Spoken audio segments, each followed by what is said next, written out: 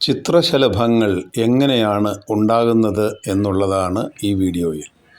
ഇത് പാവല് തിന്നുന്ന ഒരു ജീവിയാണ്. അത് ചിത്രശലഭം മുട്ടയിട്ട് ലാർവയായിട്ട് ഇല തിന്ന് അത് പുഴുവായി സമാധിയാകാൻ പോകുന്ന ഒരവസ്ഥയിലേക്ക് നീങ്ങുന്ന ഒരു ലാർവയാണ്. ഇതിന് ഏറ്റവും ഇഷ്ടം പാവലിൻ്റെ ഇലയാണ്. ഇത് വെണ്ടയുടെ ഇലയിൽ കാണുന്നൊരു പുഴുവാണ്. അത് വെണ്ടയിലയാണ് തിന്നുന്നത്. ഇലയിൽ അത് മുട്ടകളിടുന്നു, അത് ലാർവയാകുന്നു, പ്യൂപ്പയാകുന്നു, വലിയ പുഴുവാകുന്നു. അതിനുശേഷം അത് സമാധിയായി അങ്ങനെ പറന്ന് ചിത്രശലഭമാകും. അത് തിന്നതിന് ശേഷം ഇലയുടെ ഒരു അവസ്ഥ എന്താണ് എന്ന് കാണിച്ചു തരുന്നതാണ്. എല്ലാം സന്തോഷമായി തിന്ന് പൂർണ്ണമായി കഴിയുമ്പോൾ ഇതുപോലെ എവിടെയെങ്കിലും അത് സമാധിയാകും. ഒക്കെ നമുക്ക് സൂക്ഷിച്ച് നോക്കി അതിന് കണ്ണും മൂക്കും ഒക്കെ വന്നതായിട്ട് കാണാൻ പറ്റും. അങ്ങനെ കണ്ണും മൂക്കും ഒക്കെ വന്നതിന് ശേഷം അത് അവിടുന്ന് പറന്ന് മെല്ലെ എവിടെയെങ്കിലും പറ്റിപ്പിടിച്ചിരിക്കും. എന്നിട്ടത് ചിത്രശലഭമായിട്ട് ചിറക് ബലം വെക്കുമ്പോൾ പറന്ന് കളിക്കും. ആ പറന്ന് കളിക്കുന്ന ഒരു കാഴ്ചയാണ് നമ്മൾ കാണുന്നത്. എന്ത് ഭംഗിയാണല്ലേ! വീണ്ടും അത് ഭക്ഷണമെല്ലാം കഴിച്ച് മുട്ടയിടാനുള്ള ഒരു തയ്യാറെടുപ്പിലേക്ക് നീങ്ങുന്ന ഒരു ചിത്രശലഭമാണിത്. ഇത് പാവല്, അതിൽ വെളുത്തതും അതുപോലെ മഞ്ഞ കളറിലുമുള്ള ചിത്രശലഭങ്ങളെ ഞാൻ കണ്ടു.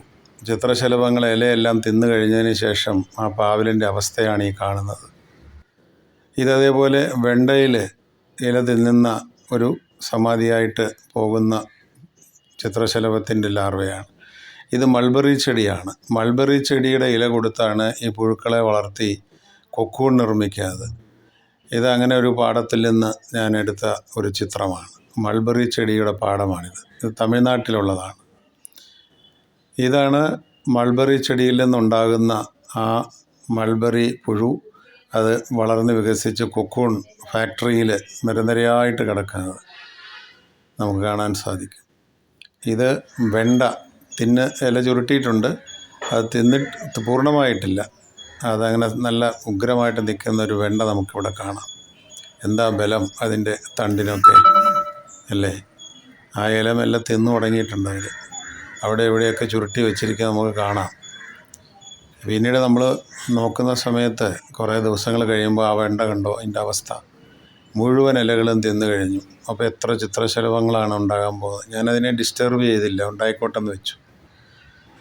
അപ്പോൾ ഇത് പടവലത്തിൻ്റെ ഒരു അവസ്ഥയാണ്. അതിൻ്റെ ഇല മുഴുവൻ തിന്ന് ചിത്രശലഭങ്ങൾ ഉണ്ടായി അത് പറന്നു പോയി കഴിഞ്ഞാൽ പടവലത്തിൻ്റെ എല്ലും തോലും നിറഞ്ഞ ഒരു ചിത്രമാണ് നമ്മളിതിനകത്ത് കാണുന്നത്. പടവലങ്ങ കിട്ടി.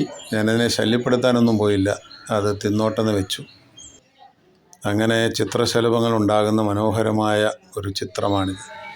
ഇതൊരു കിളി വന്ന് കൂട് വെച്ചതാണ്. ഇവരോടൊപ്പം ഒരു ദ്വാരമുള്ള ഒരു കിളിക്കൂട്, ചെറിയ കുഞ്ഞു കുരുവികളാണ്. പക്ഷേ എന്നെ അത്ഭുതപ്പെടുത്തിക്കൊണ്ട് ഞാൻ പിന്നീട് കണ്ടത് എന്താണെന്ന് വെച്ചാൽ, ഇത് ഞങ്ങൾ ഇറങ്ങുന്ന നടവാതിൽക്കൽ തന്നെയാണ് ഈ കിളി കൂട് വെച്ചിരിക്കുന്നത്. പക്ഷേ ആ കിളിക്കൂടിന് 2 ദ്വാരങ്ങൾ ഇപ്പോൾ കാണാം. ഒരിടത്തൂടെ കയറും, ഇതിലൂടെയാണ് കയറുന്നത്. അപ്പുറത്തൂടെ അത് ഇറങ്ങുകയും ചെയ്യും.